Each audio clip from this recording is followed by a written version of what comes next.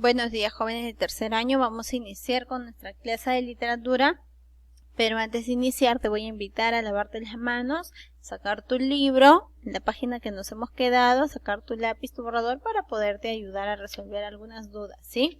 Todo está en base a la explicación y aparte para que tomes apuntes, porque no todo lo que explico está en la diapositiva. La diapositiva solo es un material de apoyo, ¿sí? Entonces vamos a iniciar. Vamos a hablar del clasicismo latino. Hechos importantes en el clasicismo latino. Las guerras púnicas. ¿Qué son las guerras púnicas? Las guerras púnicas son las guerras entre romanos y cartagineses con el único fin de dominar Roma. Las luchas entre patricios y plebeyos, ¿qué eran? Eran luchas sociales políticas que buscaban la igualdad.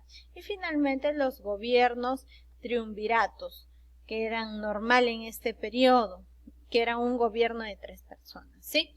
Las figuras representativas era el emperador. Aquí surge el siglo de Augusto, florecen las artes, las letras y las ciencias.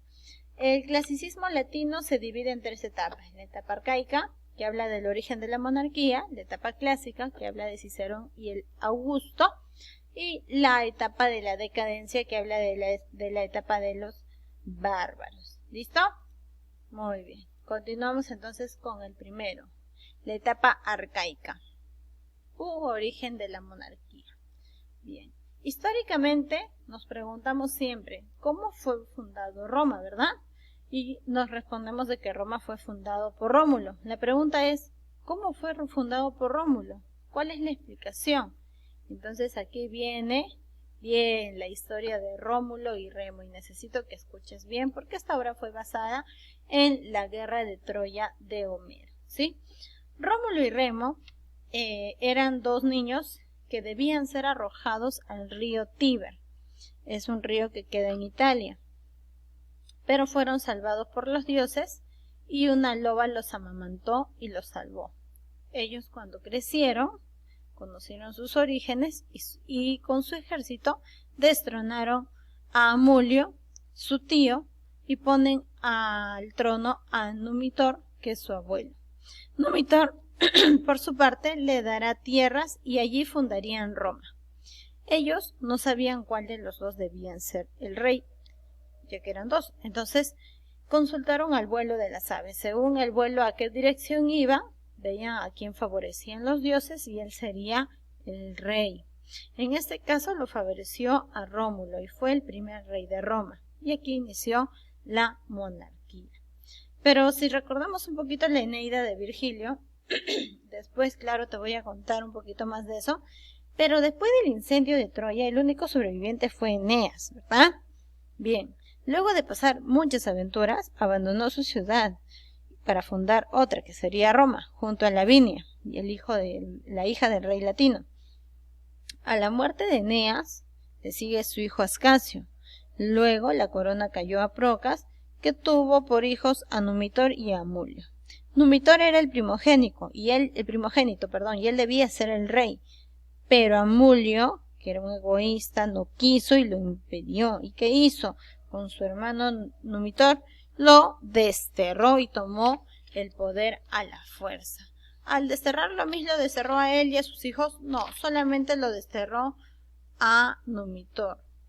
Como su hijito era mayorcito, es decir, el sobrino de Amulio, entonces él decidió asesinarlo y lo mató. Por su parte, Rea Silva era pequeña, entonces la encerró en un templo y aquí ella con el tiempo creció y conoció al dios Marte. Con el dios Marte tuvieron 2 hijos, que son Rómulo y Remo. ¿Te diste cuenta que así inicia la historia con Rómulo y Remo? Ajá, entonces, mira, fíjate. Rea Silva tiene 2 hijos con el dios Marte, que son Rómulo y Remo. Y como Amulio se enteró, porque recuerda que Amulio toma el gobierno, pero a la fuerza, se entera, condena a muerte a su sobrina y ordena que los mejores sean arrojados al Tíber, al río. Y entonces, ¿quién decidió eso? El rey, muy bien, el rey Amulio, ¿no es cierto? ¿Y quién los rescató? Los dioses. ¿Y por qué se salvaron Rómulo y Remo? Porque una loba los alimentó. Muy bien. Entonces, básicamente de eso trata la primera parte de Arcaica, que habla sobre cómo se fundó Roma. Tenemos aquí representantes que están en tu libro: a Livio Andrónico, Nevio, Enio, Plauto, Terencio y Catón. Ahora nos vamos a la etapa clásica, ¿sí? Así que atento, por favor. Etapa clásica, o también llamada como la etapa de la perfección. Vamos a buscar, o nos vamos a centrar en 2 puntos: en Marco Tulio Cicerón y en Julio César. Marco Tulio Cicerón, considerado como el más grande de los prosistas romanos, desarrolló el ensayo y creó poemas referidos al campo. Por su parte, Julio César, figura más conspicuas de la literatura romana, se desarrolló en política y la historia, y fue el líder número 1 del triunvirato, junto a Pompeyo y Craso. ¿Te diste cuenta? Triunvirato, ¿por qué? Porque son 3 líderes, ¿verdad? Son 3 que van a gobernar: Julio César, Pompeyo y Craso. A esto se le conoce como el periodo de Cicerón. Vamos a hablar un poquito de Virgilio. Te vas a ubicar en la página de tu libro exactamente. Está allí la información. Él nació en Mantua en el año 70, sí, Mantua, justo donde fue desterrado Romeo en la obra Romeo y Julieta, pero vamos a dejar los ellos a un lado. Fue de familia modesta. Después de una guerra civil dejó devastada su ciudad y tendría una amistad con Octavio, que sería el segundo líder del triunvirato. Muy bien, él muere a los 51 años. Características de los trabajos de Virgilio es que era llamado el Cisne de Mantua, presenta predilección por la naturaleza, presenta musicalidad en sus versos y presenta forma poética, es ágil y flexible. ¿Listo? Listo. Virgilio demoró, imagínate, 11 años de su vida para escribir la Eneida. Y cuando murió en su agonía, él pidió que por favor quemaran su obra. Sin embargo, Augusto no lo permitió, porque Augusto consideró de que esta obra no era perfecta, sino era mucho más que perfecta. Así que decidió mantenerla. Aquí te he puesto que era la Eneida, es una epopeya latina escrita en el siglo I a.C. por encargo del emperador Augusto. Sí, es el mismo que los Salmos. ¿Te diste cuenta? Muy bien. Con el fin de glorificar Roma y atribuirle un origen mítico, porque no sabíamos hasta ese momento cómo había sido invadido, cómo había surgido Roma. Entonces aquí le vamos a dar una explicación mítica. Y aquí están los personajes de la Eneida. Te voy a contar rapidito, ¿ya? Juno y Venus eran dioses que entre una de sus conversaciones en común hablaron de Eneas. Eneas era el hijo de Venus, pero no era el hijo terrenal, sino era hijo de Dios. Entonces Juno le dice a Venus: oye, ¿sabes? Dile a Eneas que por favor desista de su idea de fundar Roma. Pero Venus no pudo y dejó que Eneas siga su camino. Después de la guerra de Troya, él y sus hombres fundarían Roma, y para eso se fue a Cartago. En Cartago conoce a Dido y se enamora. Al enamorarse, Dido le pide, que le cuente toda su travesía, y él le cuenta sobre el caballo de Troya, como puedes ver acá, y cómo Ulises salió de él para incendiar la ciudad. También le narra la desaparición y muerte de su esposa Creusa, quien después de la muerte solamente se le aparece en sombras y le dice que deberá fundar Roma. Y narra también que fueron atacados por los cíclopes y por las arpías, producto del cual pues muere su padre Anquises. Listo. Después de eso, él está contando la historia y Dido está escuchándolo, mirándolo, contemplándolo, enamoradísima ella, ¿no es cierto? Pero como no tiene la valentía para decírselo, se lo cuenta a su hermana Ana. Y Ana va donde Juno y Venus y le comenta pues de que Dido está enamorada de Eneas. Y ellos deciden que Eneas se decida por Dido y se quede con ella. Al día siguiente se van a una casa, no una casa de vivienda, no, sino a cazar, y los sorprende una tormenta y los obliga a esconderse en una cueva. En esta cueva ambos se dicen la atracción que sienten el uno del otro, y bueno, están los dos solos y y se conocen un poquito más y se enamoran.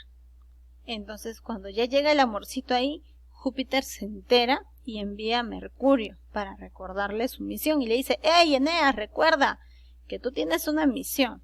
Entonces Eneas como que despierta y le dice: sí, yo voy a retomar mi misión. Pero Dido no sabe cuál es la misión. Dido, al descubrirlo, se siente utilizada y decide suicidarse. Y en su lecho de muerte maldice a Eneas. Eneas, después de esto, sigue su viaje y llega a Sicilia, donde honra la muerte de su padre. Y su padre aquí se le presenta y le dice que por favor lo visite en el infierno. Gracias a Sibila, Eneas va al infierno. Imagínate a quién es la primera que se encuentra. Sí, a Dido. ¿Y qué crees? ¿Que Dido lo recibe bien? No, Dido le es indiferente, no lo quiere ver, no lo quiere perdonar.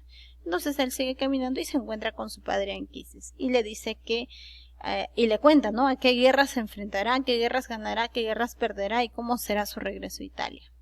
Finalmente Eneas logra salir del infierno y va hacia la tierra de los Lacios, donde el rey latino lo espera. El rey latino y la reina Amata y su hija Lavinia. Eneas conoce a Lavinia y se enamora, pero Amata ya había considerado a Turno uno de los pretendientes a Lavinia para que se casara con él. Y entonces es aquí donde surge el enfrentamiento entre Turno y Eneas. Recuerda que Turno en este momento tiene su escuadrón, su batalla, su comando, como quieras llamarlo, ¿sí? Pero Eneas está solo. Entonces, ¿qué hace? Viaja a Tíber y le pide ayuda a Evandro y a Palante. ¡Vamos Palante! No es que vamos Palante, se llama Palante.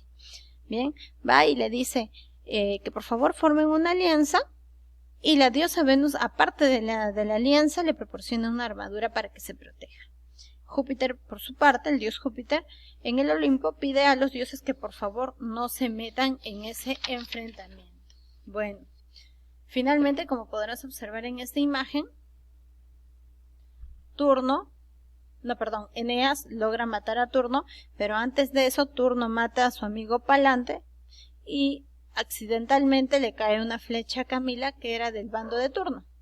Entonces Eneas, al matar a Turno, Eneas se casa con Lavinia y forman el imperio que es surgido por la paz y es el imperio romano.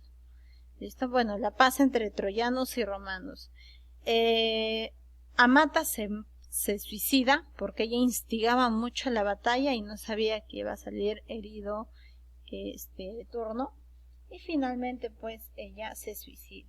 Entonces básicamente lo que busca la Eneida es glorificar a Roma, hacer quedar o dar un origen mítico a Roma en este caso. Bien chicos, nos vamos a quedar aquí, voy a hacer otro video para continuar con la clase, ¿sí?